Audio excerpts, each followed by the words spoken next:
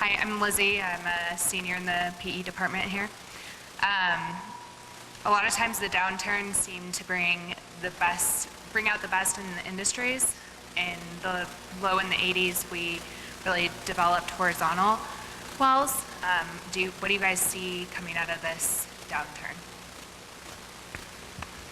Can I start? Sorry.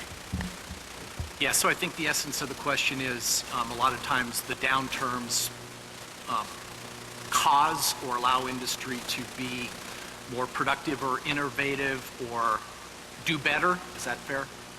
I'll make a couple of quick comments. We work in Wattenberg, and the drilling times have dramatically decreased. The drilling costs as well, but it's not just because service costs are down. It's pretty interesting that the rate of innovation in that particular play, and it's true in all the unconventional plays, has greatly accelerated as oil price has dropped.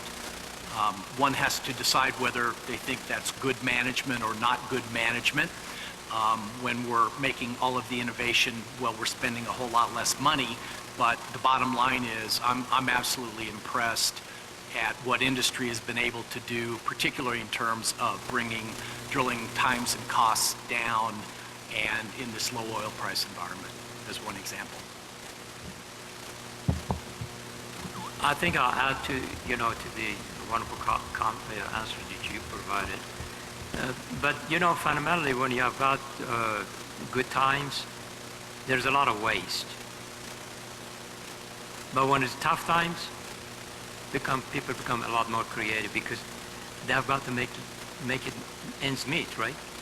And that's fundamentally what it is.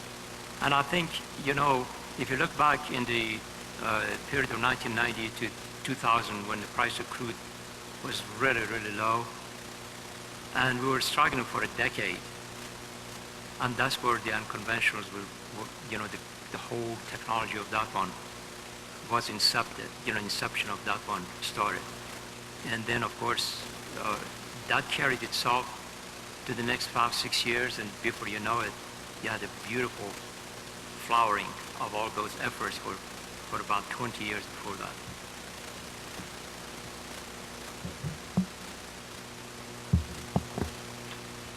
Digital watches. Digital watches. Some of you have heard this story. I'm sorry if you've already heard this, but back in the day when all the watches were made out of springs and gears, there was this big conference every year for the next best thing in watches, and little tiny gears and springs. And at this conference one year, these couple of guys showed up at a table there, and they had these digital watches. Now, yeah, they had this little chip in there and batteries, and never heard of those. They're never going to work. 5 years later, the digital watches had revolutionized the industry. Literally, within a decade, that industry with the gears and the springs had been totally remade by the digital watches. That's what's going to come out of this.